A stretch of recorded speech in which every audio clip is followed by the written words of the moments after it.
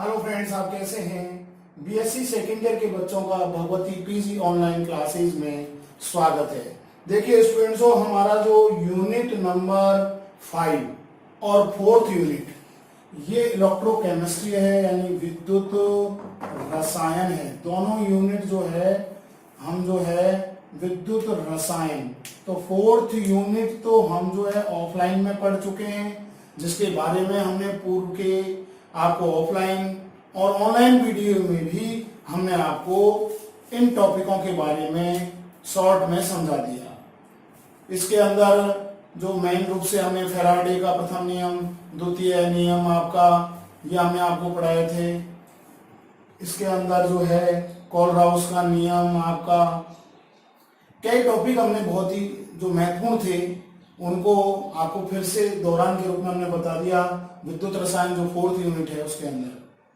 इसके बाद में जो यूनिट नंबर जो 5 हम जो पढ़ रहे हैं, जो आपकी ऑनलाइन में चल रही है, ये आपकी विद्युत रसायन यूनिट नंबर 5, विद्युत रसायन इलेक्ट्रोकेमिस्ट्री यूनिट नंबर 5। तो यूनिट नंबर 4 और यूनिट नंबर 5 एक ही टॉपिक पर है और जो कि बहुत ही इंपॉर्टेंट है। आपका जो यूनिट नंबर 5 में जो आपका टॉपिक चल रहा था, ये हमने ऑफलाइन में भी बीएससी के बच्चे और बीएससी बीएड के बच्चे दोनों की ये टॉपिक यूनिट नंबर 5 चल रहा था, लेकिन क्लास कोविड के कारण बंद हो गई थी, तो हमने ऑनलाइन से फिर से पुनः आपको फोर्थ यूनिट के बारे में आपको समझाया कि भाई फोर्थ यूनिट के अंदर ये टॉपिक हैं, और उन टॉपिकों को हमने ऑनलाइन के माध्यम से आपको समझाया पूर्व के वीडियो में। और आपका जो इलेक्ट्रोकेमिस्ट्री नंबर जो यूनिट नंबर 5 है वो हमने ऑनलाइन वीडियो के माध्यम से आपको पढ़ा रहे हैं। फिर भी आपको यदि कहीं ऐसा लग रहा है कि यदि ये टॉपिक हमारे समझ में नहीं आए तो आप हमसे फोन के माध्यम से पूछ सकते हैं। अब देखिए स्टूडेंट्स, हम यूनिट नंबर जो 5 है वो हम विद्युत रासायनिक सेल के बारे में पढ़ रहे थे। विद्युत रासायनिक सेल ये हमारा दूसरा टॉपिक था। पहला टॉपिक जो है हम पूर्व के वीडियो में यूनिट नंबर 4 में पढ़ चुके हैं। ये यूनिट नंबर आपका 5 का टॉपिक है, जो हम पूर्व के वीडियो में आपको बता चुके हैं। विद्युत रासायनिक सेल क्या होते हैं, यानी इस प्रकार के जो सेल है वो रासायनिक ऊर्जा को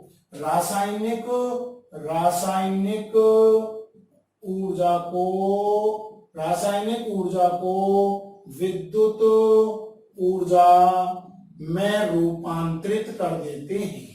रासायनिक ऊर्जा को विद्युत ऊर्जा में रूपांतरित कर देते हैं। उस रूपांतरण के दौरान ही उस रासायनिक अभिक्रिया में रेडॉक्स अभिक्रिया संपन्न होती है। क्या होती है? रेडॉक्स अभिक्रिया संपन्न होती है। इस रेडॉक्स अभिक्रिया के दौरान उसके अंदर विभव उत्पन्न होता है। इस विभव को ही हम सेल विभव कहते हैं। क्या कहते हैं? सेल विभव कहते हैं। और इस सेल विभव के उदाहरण जो हमने आपको बताए थे, आपका गैल्वेनीय सेल,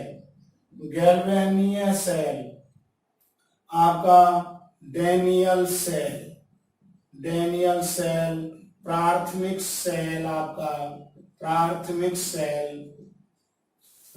सेल Hg, द्वितीयक सेल आपका द्वितीयक सेल, और आपका ईंधन सेल। ये सभी उदाहरण जो है आपके, ये सभी उदाहरण आपके सेल विभव के हैं, जिनको हम पूर्व के वीडियो में आपको बता चुके हैं। एक प्रारूपिक गैल्वेनीय सेल की संरचना के बारे में भी आपको बता चुके हैं। हम थोड़ा सा दोहरान कर रहे हैं आपको। प्रारूपिक गैल्वेनीय सेल के अंदर, यानी जो एनोड पर हमेशा ऑक्सीकरण होता है, एनोड पर हमेशा ऑक्सीडेशन होता है, ऑक्सीकरण होता है, जबकि कैथोड पर हमेशा आपका क्या होता है? रिडक्शन होता है, आपको चयन होता है। और इसको एक प्रारूपिक गैल्वेनीय सेल की संरचना हम आपको पूर्व के वीडियो में बता चुके हैं। उसके अंदर दो खंड होते हैं। एक खंड जो होता है वो Zn की छड़ का होता है, जो ZnSO4 के विलयन में डूबा रहता है। दूसरा जो हमारी कॉपर की छड़ होती है वो CuSO4 कॉपर सल्फेट के विलयन में डूबी हुई रहती है। इन दोनों छड़ों को हम किसी चालक तार के माध्यम से जोड़ देते हैं, जिसके कारण जो विक्षेप आता है, धारा का जो संचलन होता है, उसको मापने के लिए हम एमीटर या वोल्ट मीटर लगा देते हैं। तो इस प्रकार से ये आपका हम प्रारंभिक संरचना, गैल्वेनिक सेल की प्रारंभिक संरचना का चित्र बना चुके हैं। और इन दोनों कैथोड और एनोड खंड को जोड़ने के लिए हम जो यू आकार की नली लेते हैं, उसमें प्रबल विद्युत अपघट्ट KCl भर देते हैं। ये कई बार पूछा जाता है, जो कि लवण सेतु का कार्य करता है, लवण सेतु का कार्य करता है। तो देखिए स्टूडेंट्सो, हम ये पूर्व के वीडियो में आपको ये चित्र बता चुके हैं। फिर से मैं आपको ये दौरान के माध्यम से आपको बता देता हूं। ये देखिए, ये इस प्रकार से है आपका, और ये आपके Zn की छड़ है, ये आपके कॉपर की छड़ है, ये आपका पात्र है, और ये आपका एक पात्र है जिसके अंदर आपका CuSO4 का विलयन भरा हुआ है 1 मोलरता का। इसके अंदर जो है आपका 1 मोलरता का ZnSO4 का विलयन भरा हुआ है। ये Zn की छड़ है, ये कॉपर की छड़ है, और इनको लवण सेतु, साल्ट ब्रिज यानी कि लवण सेतु के माध्यम से जोड़ दिया जाता है, जिसमें KCl का विलयन भरा रहता है। ये एक प्रारूपिक गैल्वेनिक सेल की संरचना है, और ये आपका एनोड है आपका, और ये क्या है आपका कैथोड है। अब इलेक्ट्रॉनों का जो संचलन होता है वो हमेशा एनोड से कैथोड की ओर होता है, एनोड से कैथोड की ओर होता है, जबकि धारा का संचलन जो होता है वो कैथोड से एनोड की ओर होता है। ये हम छोटी क्लास में भी पढ़ चुके हैं, 11th क्लास में भी ये डायग्राम आप पढ़ चुके हैं। फिर भी हम आपको आपके सिलेबस के अंदर है, जो पूर्व के वीडियो में भी आपको हम बता चुके हैं। इस प्रकार से स्टूडेंट्सों, यहाँ जो अभिक्रिया एनोड के अंदर होती है, वो एनोड के अंदर जो अर्ध अभिक्रिया होती है वो आप देख लीजिए, हम बता चुके हैं। ये इलेक्ट्रॉन का त्याग करती है और 2 इलेक्ट्रॉन, अर्ध सेल अभिक्रिया। दूसरी जो कैथोड पर जो अभिक्रिया होती है वो है Cu और आप Cu+2, जो कि 2 इलेक्ट्रॉन ग्रहण कर लेता है आपका, और ये देखिए आपका Cu।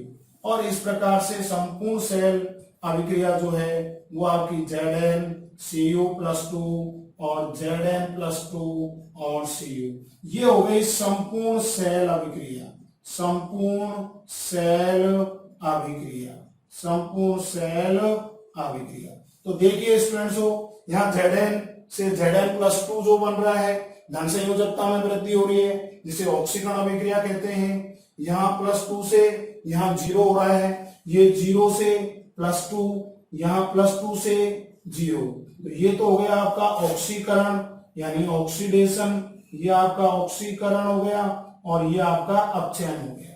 तो इस प्रकार से इस रेडॉक्स अभिक्रिया के दौरान, रेडॉक्स अभिक्रिया के दौरान जो है आपका विभव उत्पन्न हो रहा है, जिसके कारण हम उसे सेल विभव या EMF भी कहते हैं, सेल का विद्युत वाहक बल भी कहते हैं। तो देखिए स्टूडेंट्सों, हम ये पूर्व के वीडियो में हम आपको पढ़ा चुके हैं, लेकिन फिर से हमने आपका दोहरान कर दिया। अब देखिए नया टॉपिक हमारा, जो हमने वहां पर पूर्व के वीडियो में जो आपको छोड़ा था, वहां से हम आज आपको बताते हैं, क्योंकि ये गैल्वेनिक सेल की प्रारूपिक संरचना बहुत ही इंपॉर्टेंट था, इसलिए हमने आपका फिर से पुनरावृत्ति कर दी। विद्युत रासायनिक आपका सेल जो है, दूसरी यूनिट नंबर 5 के अंदर जो टॉपिक चल रहा है, इसमें हम जो टॉपिक पढ़ेंगे वो टॉपिक देखिए विद्युत रासायनिक सेल के अंदर वो हमारा चल रहा था यूनिट नंबर 5 में, वो है आपका इलेक्ट्रोड विभव, इलेक्ट्रोड विभव वेरी वेरी इंपॉर्टेंट है आपका इलेक्ट्रोड विभव। देखिए स्टूडेंट्सो, कोई भी धातु की छड़ है, उस धातु की छड़ को किसी विद्युत अपघट्ट विलयन में डुबो दें तो वहां 3 प्रकार की स्थितियां बनती हैं। यदि किसी धातु की छड़ को, यदि किसी धातु की छड़ को विद्युत अपघट्ट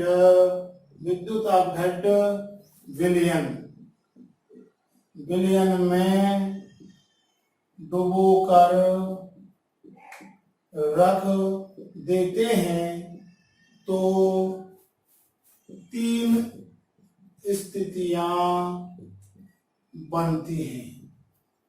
ये देखिए 3 स्थितियां बनती हैं। तो देखिए स्टूडेंट्सों, मैं आपको ये डायग्राम के माध्यम से आपको बता रहा हूं। सबसे इंपॉर्टेंट है आपका ये चित्र, और इस चित्र पर गौर करिए। देखिए सबसे इंपॉर्टेंट होती है डायग्राम। वो डायग्राम यदि हमारे समझ में आ जाता है, ये एक प्रायोगिक कार्य होता है केमिस्ट्री लैब के अंदर। और ये देखिए धातु की कोई भी छड़ है, समझने की कोशिश करें, ये धातु की कोई भी छड़ है और इस छड़ को हम कह रहे हैं किसी विद्युत अपघट्ट विलयन में डुबो कर रख दिया। क्यों समझिए आप, ये कोई भी विद्युत अपघट्ट विलयन है XYZ, ये हमारा मेटल है, धातु की छड़ है जिसको N से व्यक्त कर रहे हैं। तो यहां पर 3 प्रकार की स्थितियां बनेंगी। पहले प्रकार की स्थिति में क्या है, जब धातु की छड़ को विद्युत अपघट्ट में डुबो कर रखते हैं तो कोई क्रिया नहीं होती है। यदि हम धातु की छड़ को हम विद्युत अपघट्ट विलयन में डुबो कर रखते हैं, विद्युत अपघट्ट के साथ कोई क्रिया नहीं होती है। धातु विद्युत अपघट्ट के साथ, पहली धातु विद्युत अपघट्ट के साथ कोई क्रिया नहीं करता है, पहली कंडीशन। यदि हम इस धातु की छड़ को विद्युत अपघट्ट में रख दें, कोई क्रिया नहीं करे, तो ये पहली कंडीशन स्थिति हो गई। दूसरी घटना देखिए कि यदि धातु की छड़ में प्रबल ऑक्सीकृत करने की प्रवृत्ति होती है, तो सीधी सी बात है, ये इलेक्ट्रॉन त्याग करके यहां पर ऑक्सीकरण हो जाता है। क्या हो जाता है, ऑक्सीकरण। यदि प्रबल ऑक्सीकरण हो रहा है तो सीधी सी बात है, ये क्या कर रहा है, आपका इलेक्ट्रॉनों का त्याग कर रहा है, और ये Mn+, और पूरे विलयन में धनावेश उत्पन्न हो जाता है, ये Mn+, ये Mn+, और इस धातु की छड़ पर ऋणावेश आ जाता है। क्या आ जाता है, क्योंकि इलेक्ट्रॉन यही रह जाते हैं। जब ऑक्सीकरण की प्रक्रिया होती है तो धातु की छड़ पर ऋणावेश हो जाता है और विलयन के अंदर आवेश उत्पन्न हो जाता है, धनावेश। और इन आवेशों के कारण ही इलेक्ट्रोड विभव उत्पन्न होता है। तो दूसरी कंडीशन है, यदि धातु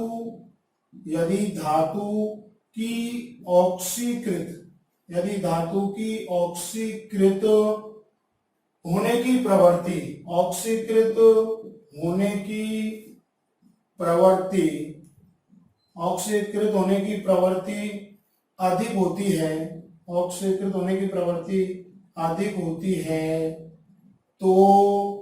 अधिक होती है तो इलेक्ट्रॉन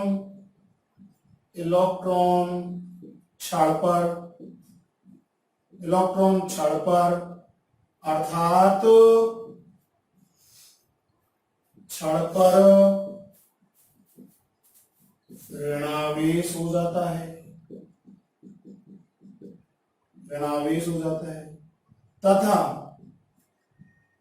तथा विलयन में आवेश आ जाते हैं। तो विलयन धनावेशित हो जाता है। दूसरी कंडीशन में ये है, जब प्रबल ऑक्सीकृत होने की प्रवृत्ति होती है तो सीधी सी बात है, धातु की छड़ पर इलेक्ट्रॉन रह जाते हैं जिससे वो ऋणावेश हो जाती है, और विलयन में आवेश आने के कारण उस पर धनावेश उत्पन्न हो जाता है। और इस आवेश के कारण ही इलेक्ट्रोड जो है, इस ऋणावेश व धनावेश के कारण ही इन आवेशों को पृथक करने के कारण जो विभव उत्पन्न होता है, इन आवेशों को इन आवेशों को पृथक करने के कारण जो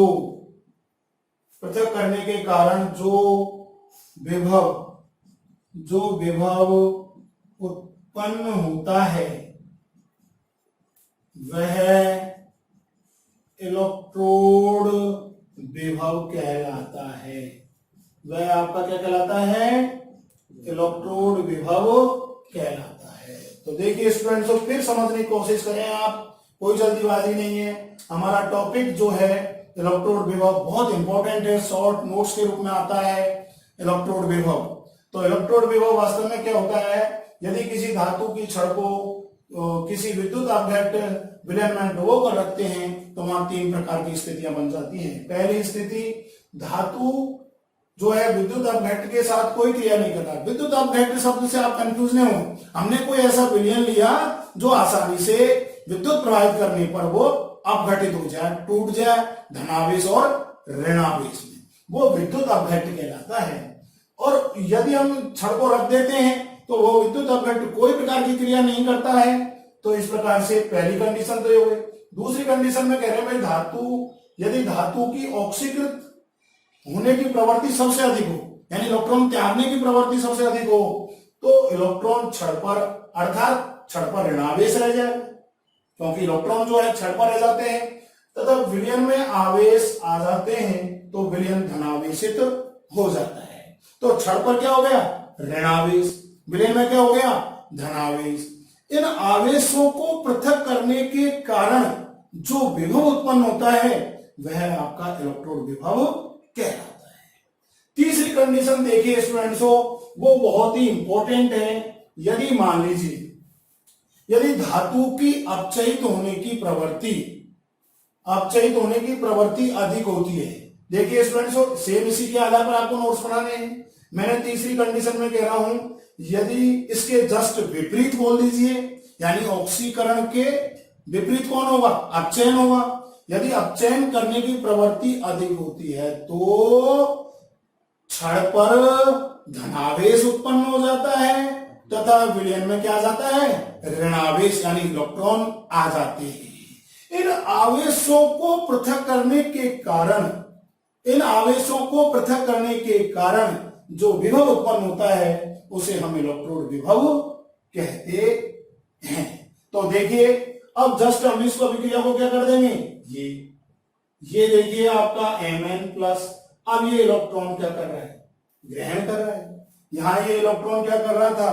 ये इलेक्ट्रॉन, ये देखिए प्लस चार्ज, ये इलेक्ट्रॉन ग्रहण कर रहा है, ये आपका त्याग रहा है। तो इस प्रकार से हम इस अभिक्रिया को जो है इस माध्यम से दर्शा सकते हैं। ये कोई भी मेटल है जिसमें रिवर्सिबल रिएक्शन, ये आपका ऑक्सीडेशन हो रहा है, ये आपका ऑक्सीकरण हो रहा है और ये क्या हो रहा है? आपका अपचयन। और इस प्रकार से ये आपका Mn+ और N इलेक्ट्रॉन निष्कासित हो रहे हैं। तो देखिए स्टूडेंट्सों, हमारा जो इलेक्ट्रोड विभव टॉपिक चल रहा है, फिर से हम आपको बता रहे हैं इलेक्ट्रोड विभव क्या है। यदि किसी धातु की छड़ को विद्युत अपघट्ट विलयन में डुबोकर रख देते हैं तो वहां तीन प्रकार की स्थितियां बनती हैं। पहली स्थिति, धातु विद्युत अपघट्ट के साथ कोई क्रिया नहीं करता है, तो पहली स्थिति होगी। लेकिन यदि धातु की ऑक्सीकृत होने की प्रवृत्ति अधिक होती है तो इलेक्ट्रॉन छड़ पर रह जाते हैं, तो छड़ पर क्या हो जाएगा? ऋणावेश उत्पन्न हो जाता है। विलयन में आवेश आ जाते हैं तो विलयन कैसा हो जाता है? धनावेशित हो जाता है। इन आवेशों को पृथक करने के कारण जो विभव उत्पन्न होता है वह आपका इलेक्ट्रोड विभव कहलाता है।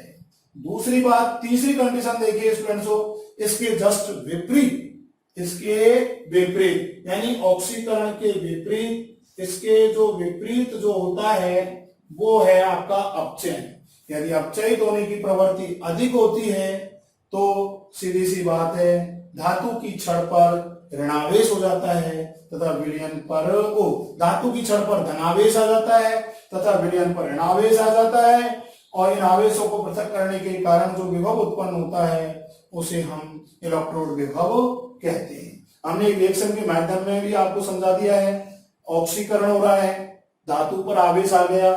अभी कितना आवेश है, मान लीजिए आप फेरस ले रहे हैं, आयरन ले रहे हैं तो फेरिक Fe+3 हो जाएगा, यहाँ Fe+2 हो जाएगा। आप कॉपर ले रहे हैं Cu+2 हो जाएगा आपका, Zn ले रहे हैं Zn+2 हो जाएगा। 2 इलेक्ट्रॉनों का त्याग कर दिया। लेकिन अपचयन होने पर सीधी सी बात है, क्षण पर क्या आ जाएगा आपका धनावेश और विलयन पर क्या आ जाएगा ऋणावेश। तो इस प्रकार से ये इलेक्ट्रॉन त्याग रहे हैं, ये ग्रहण कर रहे हैं। तो हमने दोनों रिएक्शन और विलयन पर देखिए, पूरे पर ये धनावेश हो गया।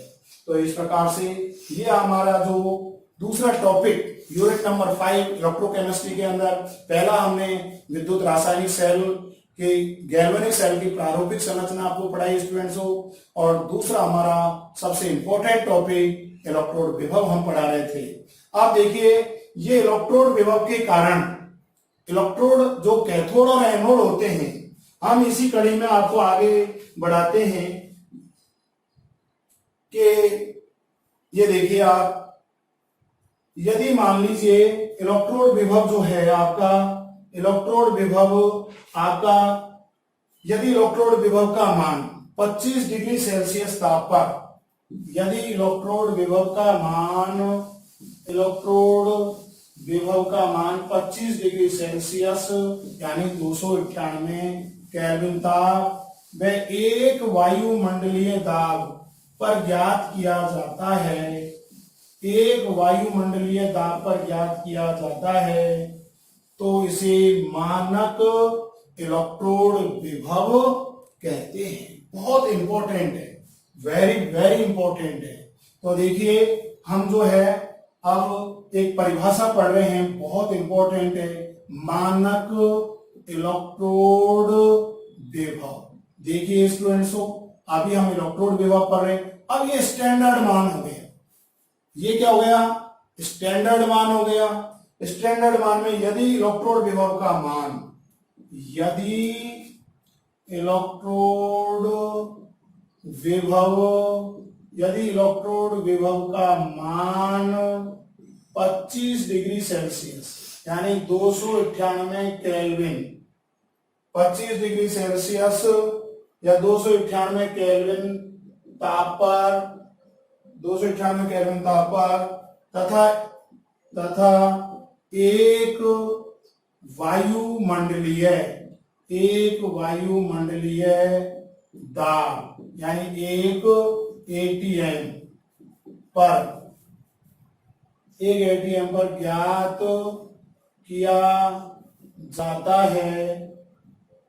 किया जाता है, तो इसे मानक इलेक्ट्रोड विभव कहते हैं। Very very important. तो यहां पर कंडीशन हो गई रूम टेम्परेचर, जिसको केल्विन 273 में हमने 25 डिग्री जोड़ दिया तो केल्विन के रूप में हो गया। यदि इलेक्ट्रोड विभव का मान 25 डिग्री सेल्सियस या 298 केल्विन ताप पर तथा एक वायुमंडलीय दाब 1 ATM पर ज्ञात किया जाता है, तो इसे हम मानक इलेक्ट्रोड विभव कहते हैं। अब देखिए, हम तीसरा टॉपिक पढ़ेंगे, ये इलेक्ट्रोड विभव, जो कि हम एक व्यक्तिगत उदाहरण लेंगे, हाइड्रोजन का मानक हाइड्रोजन इलेक्ट्रोड, ये हम टॉपिक पढ़ेंगे। अब हम व्यक्तिगत जो पढ़ेंगे, मानक हाइड्रोजन इलेक्ट्रोड, क्या पढ़ेंगे मानक हाइड्रोजन इलेक्ट्रोड हम पढ़ेंगे। और इस मानक हाइड्रोजन इलेक्ट्रोड देखिए आपका परीक्षा के अंदर, यूनिवर्सिटी के अंदर शॉर्ट नोट्स के रूप में आता रहता है, मानक हाइड्रोजन इलेक्ट्रोड यानी स्टैंडर्ड, H का मतलब हाइड्रोजन, SHE,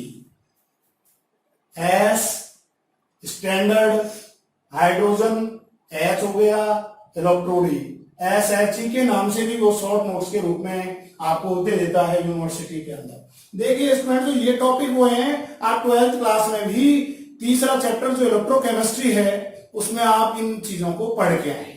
और ये देखिए आपके सेकंड ईयर में भी आपके आ रहे हैं। तो मेरा कहने का अर्थ है कि ये पूर्व की क्लासों में भी इन चीजों को पढ़ के आए हैं, जिन्हें हम आज आपको विस्तृत रूप से पढ़ा रहे हैं। आप देखिए, मैं डायग्राम चित्र के माध्यम से पहले आपको समझा देता हूं। देखिए, ये जब आपके चित्र समझ में आ जाएगा तो ये टॉपिक भी आपकी समझ में आ जाएगा। देखिए, हमने ये मानक हाइड्रोजन इलेक्ट्रोड विभव की बात कर रहे हैं, और ये मानक हाइड्रोजन इलेक्ट्रोड विभव देखिए 1 मोलरता के विलयन के अंदर पीटी के इलेक्ट्रोड होते हैं। ये देखिए, ये आपका ये लीजिए, और ये तो ये देखिए, ये जो आपका है ये कांच का ग्लास जैकेट से हमने इसको ढक दिया। ये हो गया आपका ग्लास जैकेट। क्या हो गया? ग्लास जैकेट हो गया आपका। और ये जो आपका 1 मोलर था, 1 एम का विलयन है, 1 एम 1 एम मोलर था, 1 एम अम्ल के विलयन में हमने पीटी के इलेक्ट्रोड लगा दिए। 1 एम एच अम्ल का विलयन है आपका। इस विलयन के अंदर हमने जो है आपके क्या लगा दिए? पीटी के ये इलेक्ट्रोड आपके लगा दिए।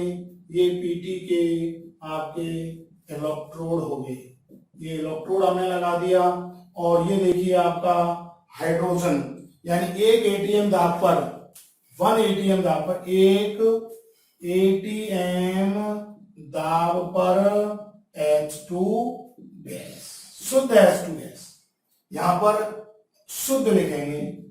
एक एटीएम 1 एटीएम दाब पर शुद्ध H2 गैस।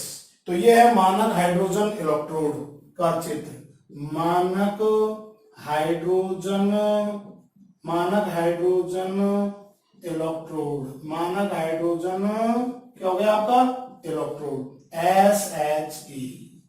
आप देखिए इसकी रिएक्शन हम देखें तो देखिए, ये 2H 2 इलेक्ट्रॉन ये क्या करेगा? ग्रहण कर लेगा आपका, और ये अपनी मूल अवस्था में आ जाएगा H2। फिर दूसरी रिएक्शन जो H2, इसमें 2 इलेक्ट्रॉन त्यागे, 2H और 2, ये लीजिए। तो देखिए 1 एम अम्ल के विलयन में, 1 मोलरता के अम्ल के विलयन में हम पीटी के इलेक्ट्रोडों को लगा देते हैं।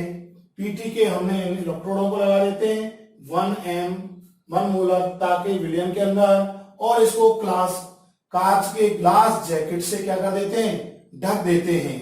ग्लास के जैकेट से ढक देते हैं, और ढक देते हैं तो इसे 25 डिग्री सेल्सियस ताप या 298 केल्विन ताप पर व 1 एटीएम ताप पर हाइड्रोजन, शुद्ध हाइड्रोजन गैस प्रवाहित करते हैं। 25 डिग्री सेल्सियस यानी 298 केल्विन ताप पर हम शुद्ध हाइड्रोजन गैस प्रवाहित करते हैं। तो इस प्रकार बनने वाले इलेक्ट्रोड को हम हाइड्रोजन जो है मानक हाइड्रोजन इलेक्ट्रोड विभव कहते हैं। देखिए स्टूडेंट्सों, आज हमने आपको बहुत ही महत्वपूर्ण टॉपिक पढ़ाए। महत्वपूर्ण टॉपिक में आपका सबसे पहले जो है आपका टॉपिक था इलेक्ट्रोड विभव। वास्तव में इलेक्ट्रोड विभव क्या होता है? तो इलेक्ट्रोड विभव जो है वो आपका धातु की छड़ को किसी विलयन के अंदर डुबो कर रखते हैं। तो आप 3 प्रकार की स्थितियां हमने आपको पढ़ाई। फिर हमने आपको मानक इलेक्ट्रोड विभव पढ़ाया, जो निश्चित टेम्परेचर पर 25 डिग्री सेल्सियस व 1 एटीएम दाब पर जो अभिक्रिया होती है उसे हम मानक इलेक्ट्रोड विभव कहते हैं। फिर हमने व्यक्तिगत उदाहरण लिया मानक हाइड्रोजन इलेक्ट्रोड SHE, जो हमने आपको चित्र के माध्यम से समझा दिया स्टूडेंट्सों। और अगले वीडियो में हम आपको अगला टॉपिक पढ़ाएंगे। धन्यवाद। आज के लिए इतना ही। बहुत